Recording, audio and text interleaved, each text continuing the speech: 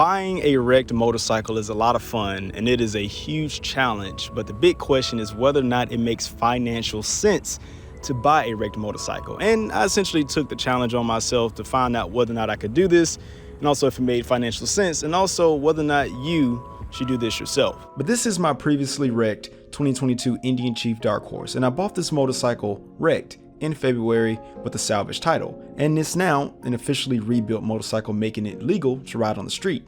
And some of you asked me, what does it take to rebuild a motorcycle like Chief, and the cost breakdown on getting this bike back on the street?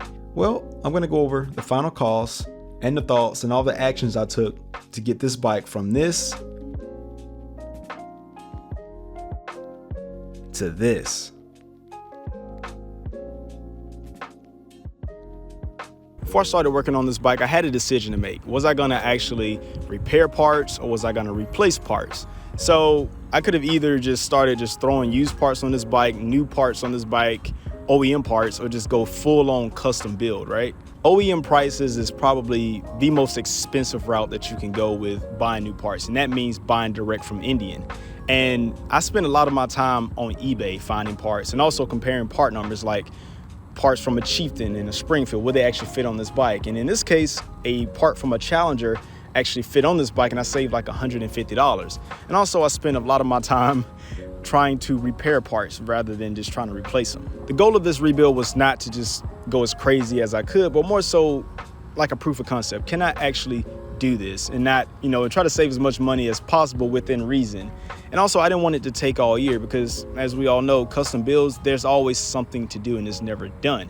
However, I can say that this bike is already, I gave myself like 2 months to do this and it took me like 6. So, I mean, it took a lot of time regardless. Before starting this project, I had to get Indian Chief to the door. I found this bike at the Copart auction and I financed it with a bank loan of $10,000, and I used my broker's transport service and the bike magically showed up in my garage. That cost was $6,200 to start.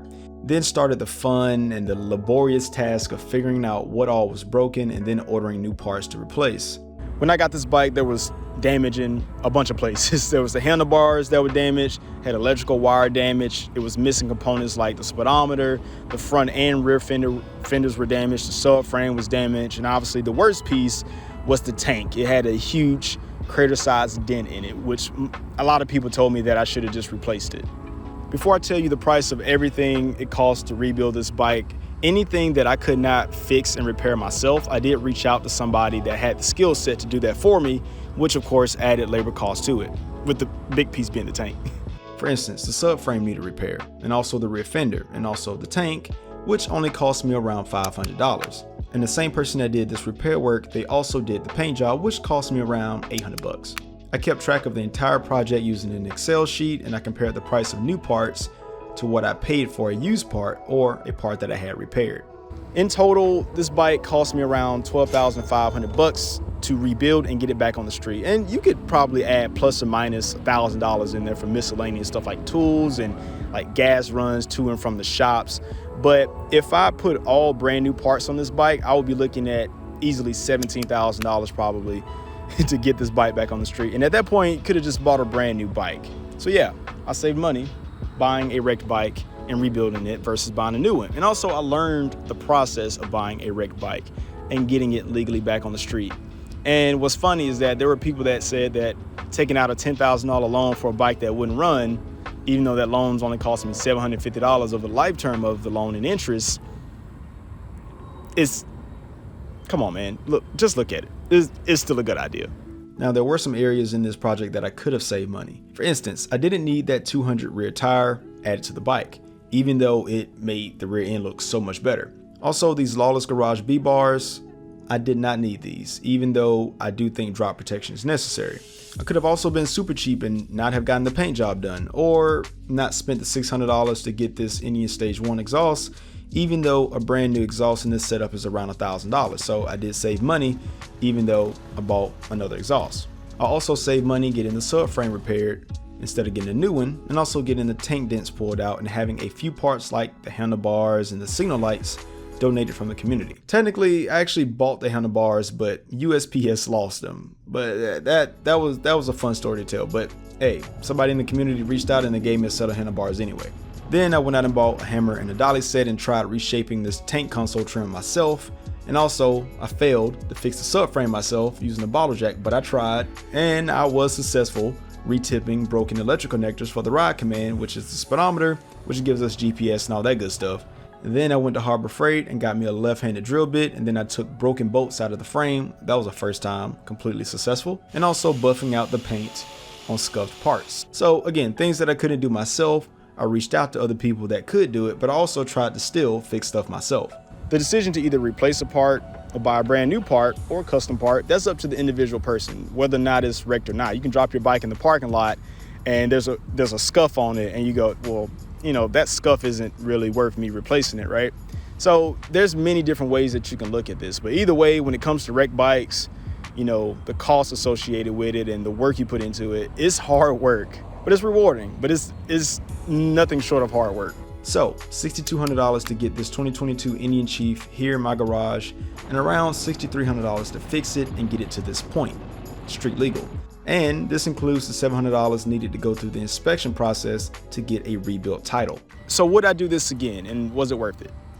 Absolutely. Like, I would totally do this again. In fact, I learned so much about this platform, the Thunderstroke and the Indian Chief. I bought 2 more just like it, and I'm dealing with the same thing all over again. The only difference is I have more experience about the paperwork and also working on this bike. And those bikes, they each have their own issues. All 3 of these bikes have completely different issues, and that's kind of the fun of rebuilding wrecked motorcycles. There's always something more to learn. However, this is a big however, if you're going to just buy new parts and have somebody else put the parts on for you, and of course this depends on the condition of the bike and how much you get the bike for, it may not make sense to even buy a wrecked bike in the first place because you're going to be paying them more money in labor unless you got the hookup, right? Because most shop rates are at least $100 an hour, and I know I put at least 48 hours worth of labor into this, so you're looking at easily $3,000 or $4,000. It really depends how much damage is going on with the motorcycle. It may have to have the entire motor pulled from the frame. You just don't know. So that the labor cost is a big thing when it comes to wrecked motorcycles or wrecked vehicles. And also there's the idea of how much time it takes to rebuild the motorcycle. Because think about this, if this is your first motorcycle and you bought a wrecked bike, you're gonna be eager to not only ride the motorcycle, but to get this done. But if you're constantly coming home and it's taking longer than you want it to, it can get pretty frustrating if you don't have another motorcycle to ride. But I'm lucky to have multiple bikes, so when this bike was tore down in the garage, I could still get my fix, just hop on another bike and go on by my way.